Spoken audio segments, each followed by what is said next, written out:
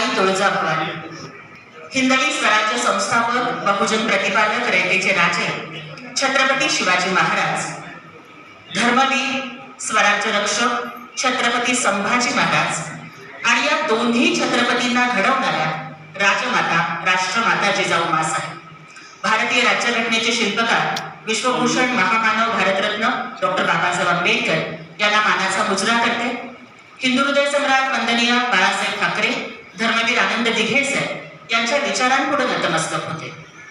आज माननीय आमदार आणि आपणा सर्वांचे लाडके भाऊ माननीय ज्ञानरावजी चौगुले साहेब यांच्या मतदारसंघात मी आली आहे.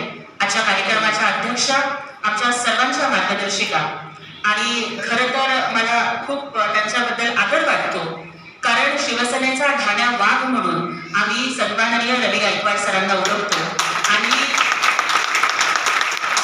त्या ढाण्या वाघाला सांभाळण्याचं जे कौशल्य आमच्या आदरणीय ताईंनी दाखवलं आणि त्या वाघाची सावली करून ज्या वाघीण उभ्या राहिल्या त्या आमच्या आदरणीय अध्यक्षा उषाताई गायकवाड, त्यांच्यासाठी एकदा आपण जोरदार टाळ्या वाजवूया.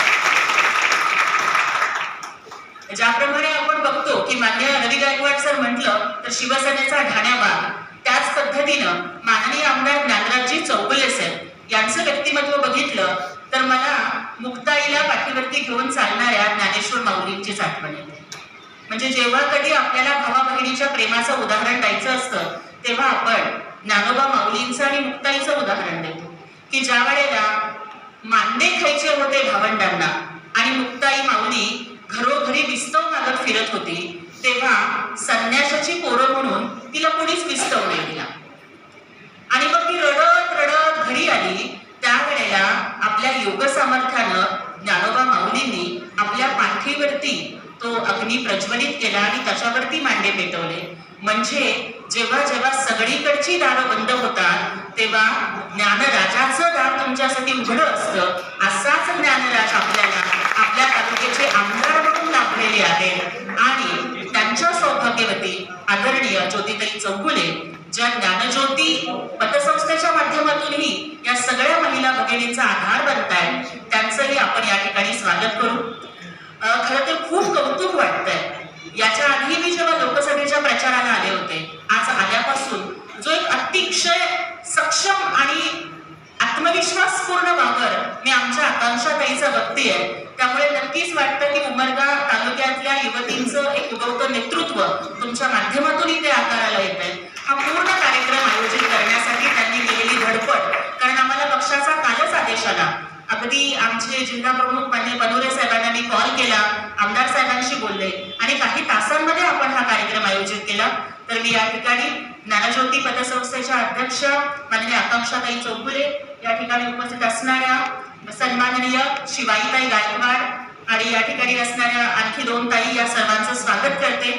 माननीय जिल्हा प्रमुख बनोरे साहेब, आपण प्रचंड मेहनत घेतली हा कार्यक्रम यशस्वी करण्यासाठी. आमदार साहेबांच्या नेतृत्वाखाली आपलंही आभार. आमचे जुने स्नेही आणि ज्येष्ठ पत्रकार माननीय जोगरे साहेबांचंही या ठिकाणी आगमन झालंय. ते आणि इथे उपस्थित सर्व पत्रकार बांधवांचंही मनापासून स्वागत करतो. खरं तर तुम्हाला वाटलं असेल की बाई घरामध्ये एवढा पसारा काढून ठेवलाय, काय आता या बाईच भाषण ऐकायला आम्हाला इथं बोलवलं. खरं सांगू ताई, स्त्री किती मोठ्या पदावर गेली ना, मग ती राजकारणात असू द्या, ती बँकेत कामाला असू द्या, ती कॉलेजमध्ये असू द्या, शेवटी बाईच असते हो. तिला घरी गेलं की कामाला लागावंच लागतंय. तुम्ही तुमच्या घराचा दसरा काढलाय, तुम्ही तुमच्या घराची स्वच्छता करताय आणि मी मात्र 4 मतदारसंघ फिरती येत आहे. का सांगू? कारण मी ठरवलंय ताई की आतापर्यंत आम्हा बहिणींना देणारा भाऊ नव्हताच. काही परिस्थिती अशी होती की सख्खा भाऊ सुद्धा ना ताई, आई बाप जिवंत असेपर्यंत बाईचं माहेर राहतं. जेव्हा जेव्हा दसऱ्याला, दिवाळीला आपण आपल्या घरी जातो ना, जोपर्यंत आपली म्हातारी आई, म्हातारा बाप जिवंत असतो ना, तोपर्यंत माहेरी नेलेली पिशवी ताई कधी रिकामी परत येत नाही. आणि जेव्हा आई बाप नसतात ना, तेव्हापासून मात्र आपण माहेरी नेलेली पिशवी रिकामी परत यायला चालू होते.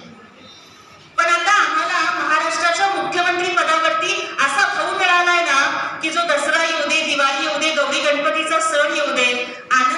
शिध्याच्या माध्यमातून तुम्हाला माहेरची पिशवी गोडधोड तुम्हाला त्या पिशवीत भरून देतोय असा भाऊ मला मिळालाय की ज्या भावानं महाराष्ट्रातल्या 1,60,00,000 महिलांच्या खात्यावरती पहिल्या टप्प्यात 3,000 जमा केले.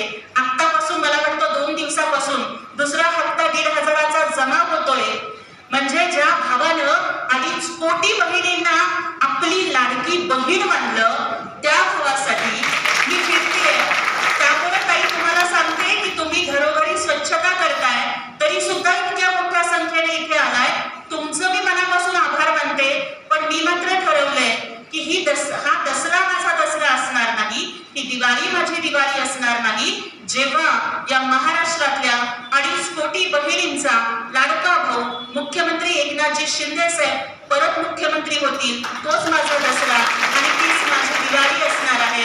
कारण जर ते मुख्यमंत्री झाले आणि आपल्या तालुक्याचे आमदार माननीय ज्ञानराजजी चौगुले साहेब झाले की मग आम्हा बहिणींच्या पाठीशी भक्कमपणे उभा राहणारा भाऊ आम्हाला मिळणार आहे. खरं तर बायकांचं जगणं खूप अवघड असतं. परिस्थिती आमची अशी असते की नारी तेरी यही कहाणी, आंचल में दूध आंखों में पाणी, अशा पद्धतीची आपली अवस्था. स्त्री कुठल्याही धर्माची असो, कुठल्याही जातीची असो, ती कोणत्याही परिस्थितीची असो, पण ताई तिच्या चेहऱ्यावरती हसू असतं ना, पण त्या हसण्याच्या पाठीमागचं दुःख फक्त तिला माहिती असतं. कारण तिने ठरवलेलं असतं की आई बाबांनी जर आपल्याला सासरी पाठवलं तर आई बाबाचं नाव काढायचं, भावाचं नाव काढायचं, माहेरला उन्हा शब्द नाही येऊ द्यायचा. म्हणून आयुष्यभर सीतेला एकदाच अग्निपरीक्षा द्यावी लागली, पण क्षणाला अग्निपरीक्षा देत या माझ्या सगळ्या बहिणी नांदतायत. या सगळ्यांच्या त्या सोसण्याला, त्या नांदण्याला मला सलाम करावासा वाटतो. कारण प्रत्येकीच्या आयुष्याची चित्रकथा, प्रत्येकीच्या आयुष्याचं दुखणं हे एका बाईचं दुखणं एका बाईला कळतं.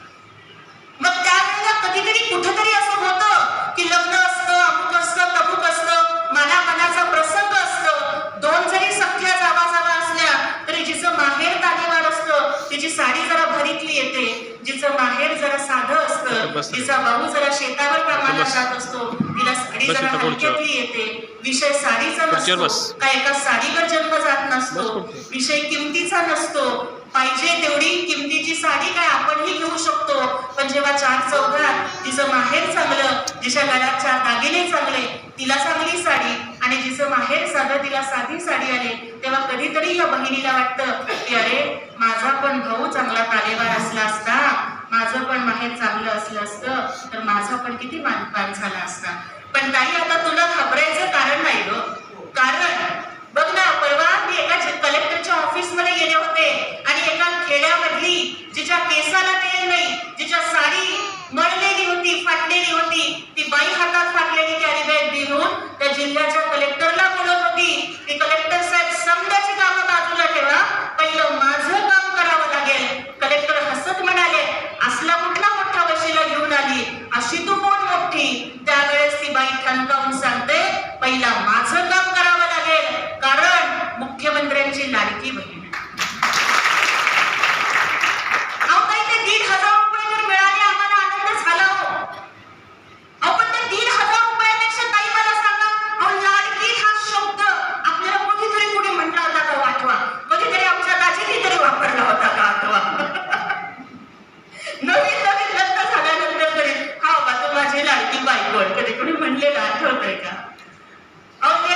लेकीसाठी दिवस दिवस तुम्ही राबत असता. कोणीतरी आई तू माझी लाडकी आई म्हणतात का हो?